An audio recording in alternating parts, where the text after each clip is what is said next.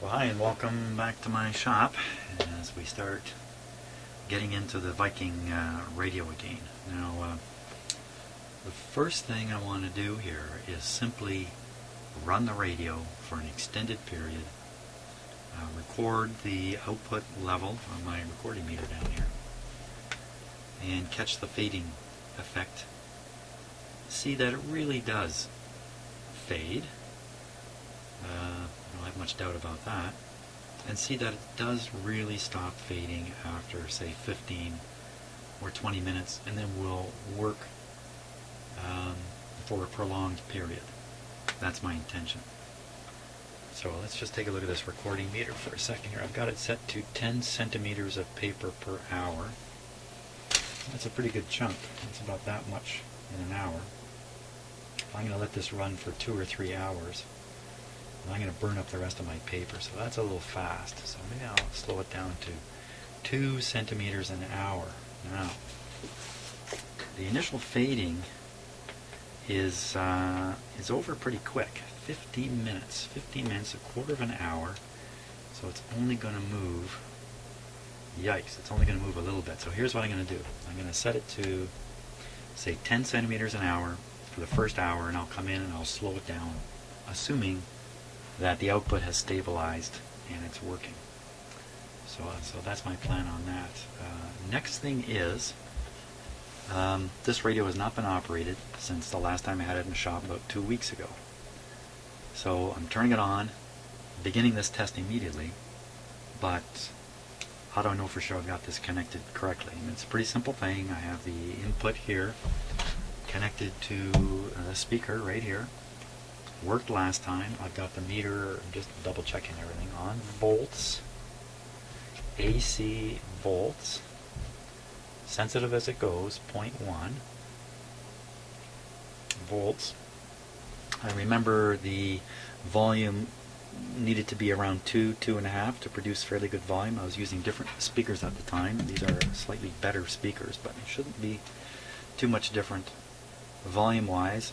I think the radio is tuned to the CBC that I usually am listening to, and that's good. That's where I want it. That's going to be a combination of a lot of talk. There's a lot of talk and news and stuff like that, and then occasionally little bits of music will be on it. So here you can see some of the last traces that occurred. This is other tests from a long time ago. These are various tests done on this radio, so you can see it working and not, working and not, working again and not, working and not, and then I probably changed the volume or other settings here. So it's a little messy to look at. I'm going to advance the paper a little bit here. Now, once this paper runs out, I don't think I have any more. Or if I do, I don't know where it is. I've lost track of it. So when the paper runs out, the meter is done, unfortunately. That's why I want to be a little bit conservative with the paper consumption. So I think we're pretty well ready to go here. So initially I got to do a flurry of activity to make sure that the meter isn't pinning up at the top here, because I've got it set to sensitive, that the radio really is tuned in. I've got it connected to the external antenna, which it needs to be connected to get a decent signal. I'll be starting it up initially on restricted power. See my little switch here. But as soon as I can tell from the light bulbs up here that everything's okay, I'll be switching it on to full power right away. And so I'll be hanging around for a little bit. And then I really do plan to let this thing run for a few hours. Another interesting thing is, how hot is it getting? It's not going to get too hot in this shop these days. Let's just see where it's starting at here. So the hot area is, well, you know what? This isn't standing the way it would normally stand. I really can't set it vertically because of the there's some stuff hanging out the back here. I really can't set it the way it's supposed to be. But anyway, if there is heat coming from here, which was moving up to here, that heat will be building up in this back corner. So I should be able to just measure it. Let's take a look right now. And the winter is 16 degrees. Holy smoke, 16 degrees C is cool. The top of my bench is 13. So, you know, if you had this thing packed away, had the bottom on it, stuck it in your console and operated it in the summer in 100-degree heat, you get a real different result with how much heat's going to build up. So I'm not too worried about it getting too hot. I never noticed it getting hot. Even though we've seen all kinds of evidence of it being hot. That might have just been an event somewhere in its life. Okay, and it's set to FM right now. Tone controls are pretty much in the middle. Pretty much. I think we're ready to start. Okay, and meter's on. Paper's not running yet. When the paper runs, this thing's a little noisy. So once I turn that on, it's not too much fun shooting a video.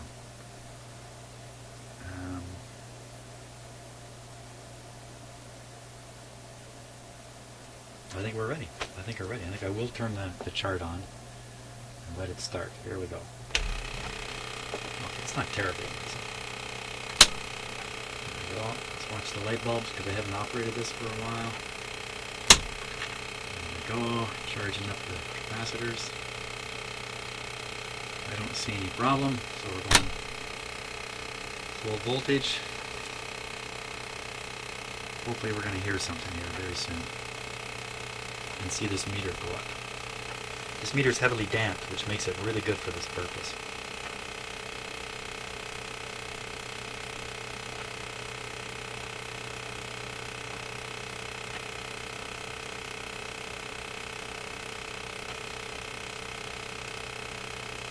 I'm waiting.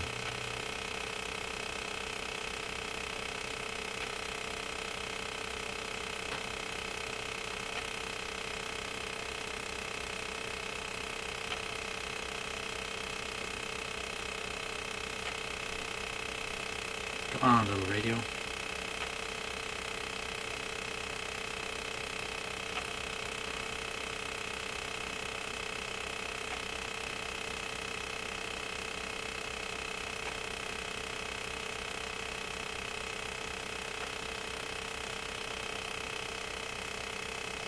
Okay, let's fiddle around with it a little bit here.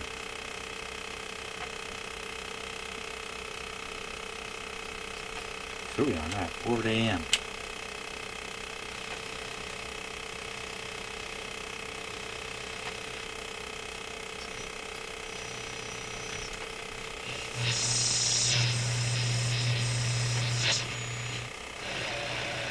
Okay, back to FM. Volume up high. There we are. We put patience first.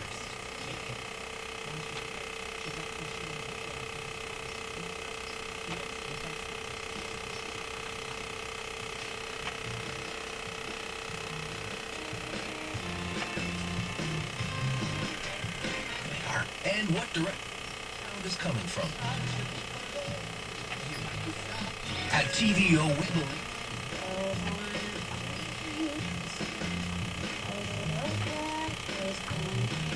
Okay, let me just check and see if that is the CDC. Yes, it is. Okay, so I'm going to set this up and then turn off the video. It's way up on 7 now. Wow. Both speakers are working. Way up on 8. And I'll do one more thing. I will tap that sensitive spot.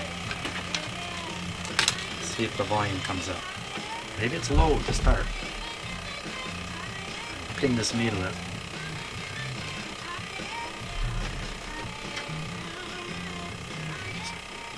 Turn it down. Okay, so where was that spot? It's right here.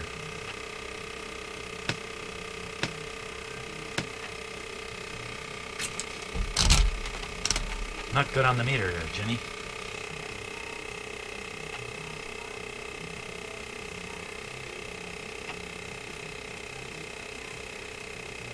No, it doesn't boost it up. Now I do have different speakers on here, so.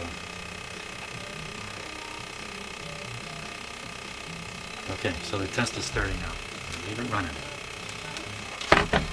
Stop the video and see you in a couple hours. Okay, so we're at the 20-minute mark of the test, and you can see a little bit of it is hidden behind this part of the meter, but you can see the original volume level, and you can see it drop, drop, drop, drop, and now it's very low, and you can hear it's very low, so it doesn't seem to be coming back. I don't want to take any actions to trigger it, like flipping the AM and back, not yet. I want to see if it comes back on its own. So I think what I will do, slow the paper down. Should I slow the paper down? No, I think I'll leave it running the way it is. See, 10 centimeters in an hour. That doesn't look like any 10 centimeters an hour. 20 minutes? Yeah, I guess that is. Okay, we'll just leave her going. Well, we're closing in on half an hour here, and there's no evidence of it picking up again. So what I'm going to do, I'm going to assume that this is the way it would operate. If I left it for 5 hours, it would still be just like this. Funny that it seemed to go up and down before. But I'm going to flip it to AM and back to FM and see if that picks it up. Here we go. Oops, actually I went the wrong way. AM, back to FM.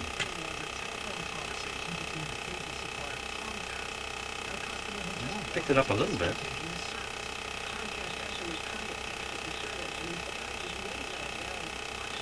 I don't think it's up as high as it was. Okay, one more test. Back to AM for a bit. Give it a bit, and now back to FM. Okay. Maybe I better just verify the tuning here. I don't like twiddling with this stuff, but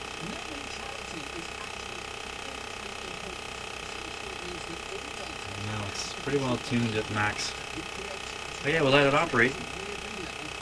Continue along and see what happens.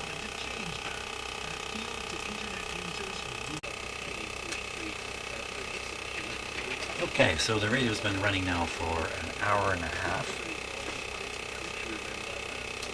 And you can see that this is the point where I switched it over to AM and back. And that's restored the radio, and now it's operating.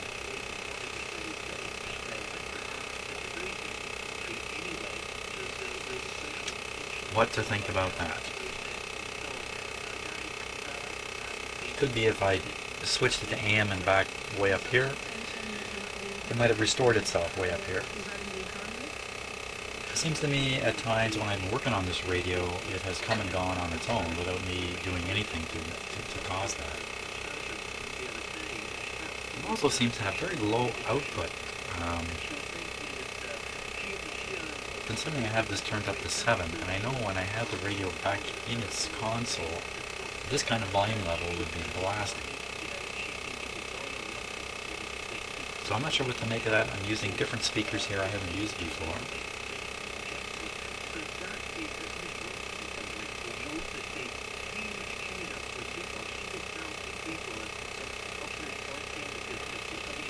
Let's switch it to AM. I won't touch the volume and we'll tune something in.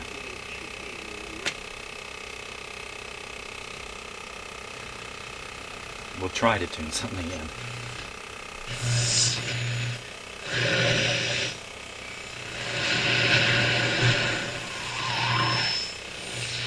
A lot of noise.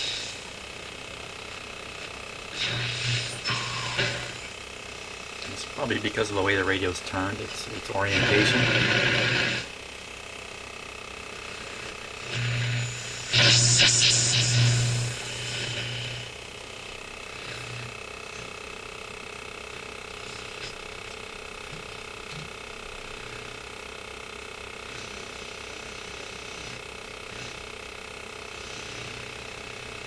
It's not connected to the external antenna on the AM.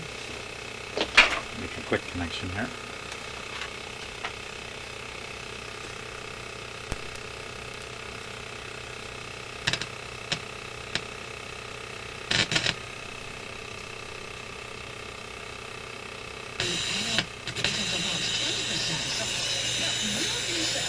reduction policy be enough to help those? Never sign unless it's for like a top 10 player. Like your Stamkos act. Free! One big prize after another. Back to FM.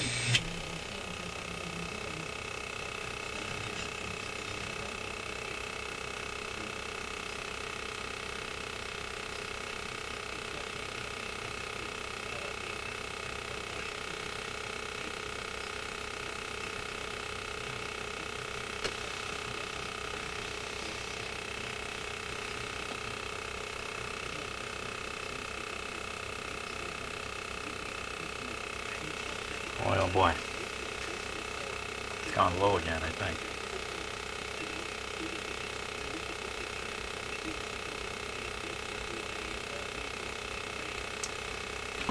My. Let me pop it up with my voltmeter here and we'll see what happens.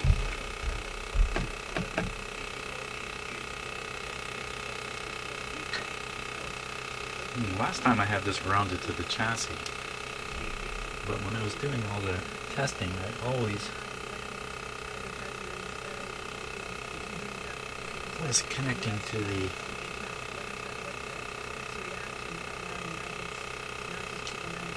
call it the ground bus. This is a little bit crazy.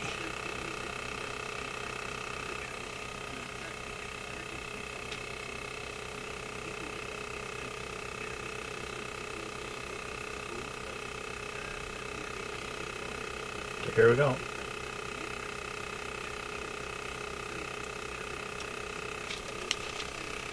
No, didn't boost it. Why am I scratching my head now?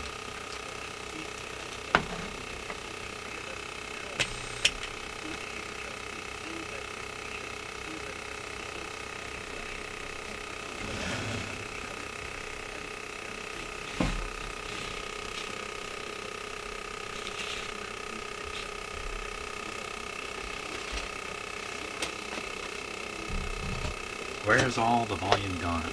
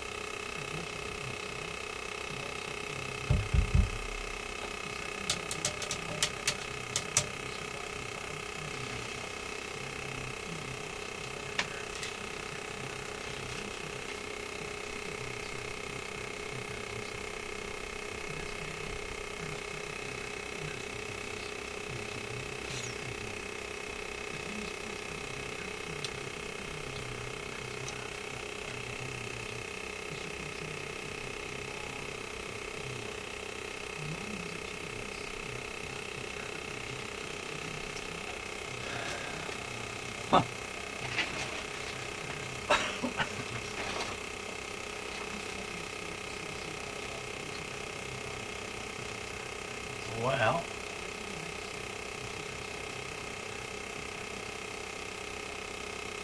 I don't know what to think now.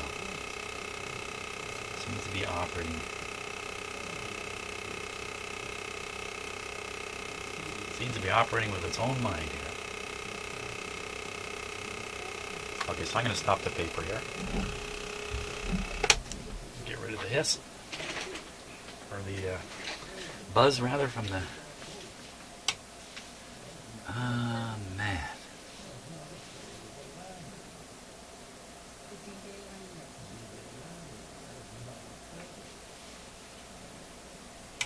But, you know, I want to hear this. sometimes when you see people driving too fast or otherwise you get, whoa, no, that is dangerous. But apart from transitory fear of a thing like that, I wasn't afraid. Ernest Cote, Second World War veteran who made headlines late last year when he survived a violent home invasion. Oh, that's right. Mr. Cote died yesterday. He was 101. Yeah, this poor guy got mugged basically a couple of months ago, and he's a World War II veteran from D-Day, and he just passed away. So he was in the news having survived this mugging, and now he's gone. And the reason I wanted to listen to it is that my father was also a soldier in the Second World War. I got to tell the story here. It's going to be quick.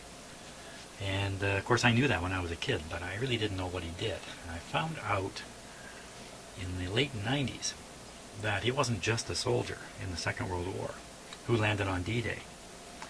He was in the front assault force. He was among the first men to land on the beach, in the Canadian beach. There was a British beach, Canadian beach, and American beach. And he was in one of the first 11 boats, among the first 400 men to land early in the morning on D-Day and attack the German forces in Normandy. And I won't dwell on this. I didn't have any idea of this. He never ever spoke about it. He didn't want to talk about it. I think any soldier who's really been in battle is really not too interested in talking about it. It's a terrible thing. But I had this vision that he landed on D-Day, one of 100,000 guys. It really wasn't 100,000, but it was still thousands and thousands and thousands. But the first guys to land, 400 guys, 40 in his boat, and they were alone on the beach. Well, he's only on the beach for a few seconds before he was off the beach and up into the town they were attacking. 45 minutes before any other men landed on that beach. So for 45 minutes, those 400 men tried to subdue the German forces. So the fact is, my dad's a war hero. He never said a word about it. Never said a word about it. Anyway, enough of that. Before I start getting tears in my eyes. What am I going to do about this radio?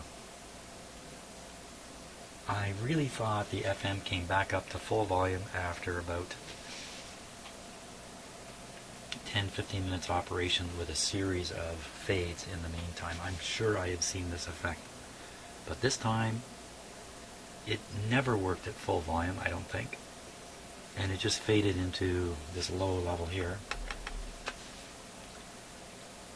And never really, well, it came back when I switched to AM, but then now it's gone for good, it seems. Holy smokes. Well, there's a few simple things I can do. First of all, I'm going to go and study the schematic a little bit, but I think I can switch the detector tube. I don't know if I actually did that previously, which would be a stupid move if I have not switched the detector tube. I think it's just a 6AL5. Let me go check.